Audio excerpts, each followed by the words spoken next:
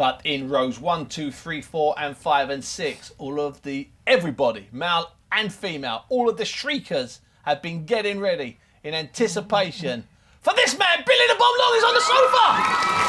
Yeah, that's right. Yeah, good. Bill, thanks for coming in. Thanks for having me. We'll have a chat in a minute about the punch of the month because there seems to be some sort of misunderstanding about the 10 grand and all that kind of thing. It. Yeah. We'll sort that out in a minute. Now, last time out, okay, good win. But what's more, I know that you're not a boy, you're not a baby, you're a man, you're a grown man. Years young, yeah, exactly. 28 years young. You are obviously in boxing terms, but. In that fight, you didn't look like, was it a five? Yeah, it was your fifth fight. Now, yeah. You did not look like a 5-fight boxer. You looked like you'd had 15 fights in between your third and fourth and your fifth. What have you changed, Bill? A trainer for one. I'm training with Lenny Butcher and Dom Negus, as you might know, and just taking my time, I took what Barry said on board a long time ago. I don't think you'll probably remember saying it when he said I need to get on my jab a little bit more, I need to take my time, and I went away and just did just that. I'm planting my feet a little bit more. I stopped a lot of kids in the amateurs. I didn't have a lot of amateurs, but I stopped 50% of them. It was powerful when you did stop them. Yeah, and I was powerful, so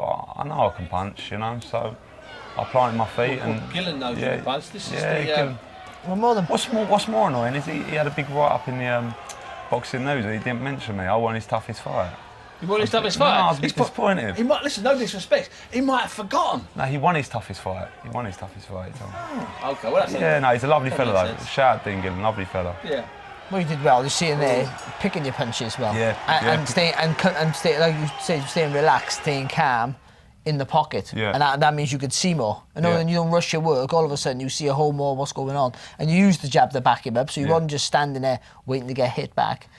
One thing Lenny Butcher and Dom say is just plant your feet, take your time, and don't be afraid to sit in that pocket. And then when you do get hit, just return and move that head, roll, and then come back with something. And I did just that. Well, you were picking shots out and blocking shots, as you say, in that pocket, as you're saying there. Now, part of that is a little bit of, not increased confidence, because you're a confident kid anyway, but increased confidence to actually do that. It's one thing being Jack the lad and wandering around. I know I'd do that. I know I'd do that. Yeah. Now, Lenny's a bit of a sort of secret, really, Lenny. All those years, I've always said this thing, all these years, these guys work, they pick up things, they can do things. And if they've got a good set of ears around them, i.e. boxers with good ears, they can start.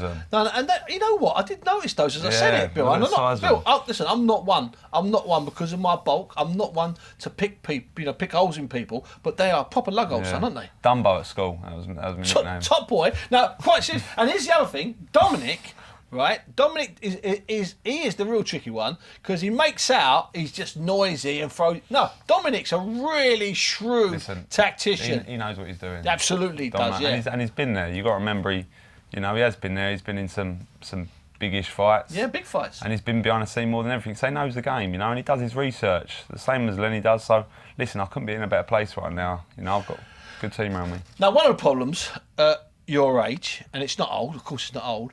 And after you're winning fights, fights that on paper are okay fights, you're not being completely undermatched, is that you want to push on. Where do you want to be in 6 months, 12 months? 12 months. Ideally, Bill. I guarantee I'll have a title around my waist for sure, but listen, I'm in no predicament to start calling anybody out at the minute. I've had 5 fights and they've all been 4-rounders, so come February 24th, I'm in a 6-rounder at York Hall. And from there, I'll step it up again. Then by the end of the year, I'll look for a title. I'm not going to start calling anyone out, but I promise you I'll have a title around my waist. I promise you now. Fair. It is. Well, you have no rivals until you get to that title level. Of course. Listen, you have no rivals yet. There's no point. It's just, it makes the sport look a mockery. Like, you just got Tommy Langford sat in there. He's a British champion. He's allowed to sit there and call people out. I'm in no predicament. If I started calling people out now, I'd look an idiot. It's stupid, yeah. It's stupid, especially when I might be sparring in partners. I don't want to have rivalries. I want to spar with them, and then. Yeah, when I am a champion, then I'll start calling because that's when I'll get the money. Let's sort this out. The way the punch of the month works, right, is that if you're from Thailand or Japan or LA, in theory you get 10 grand, okay? But look, that's what people don't notice. I always have my fingers crossed. Well, let's see if we can do some sort of compromise. Right, sweet. About that. I'm a little bit light here, Bal. Can you help me out? No. Can you help me out? Any chance you can help me out with the money for the boy? I don't understand. You get paid That more goes than I on the do. table there. What you got there, Bal? A couple of grand, I could probably, but... The only thing is, with getting all that money out, right, is I don't want to upset Mitchell Smith again, because he won punch in a month, and he didn't get a penny. It's what we do, we'll phone He him. didn't get a penny. Hello? You all right? Mitchell, I've got the money. Yeah. I'll get you them trainers you want. All right then, son, I'll see you soon. Oh, you can spend that in Chelsea for the night. Yeah, So we've done the thing, you know, where you might be, where you want to be at the end of the year. Now you're boxing on the 24th of Feb on the Friday. Do you know who you've got, or does it not matter at this point? Listen, same as Ben, I don't really.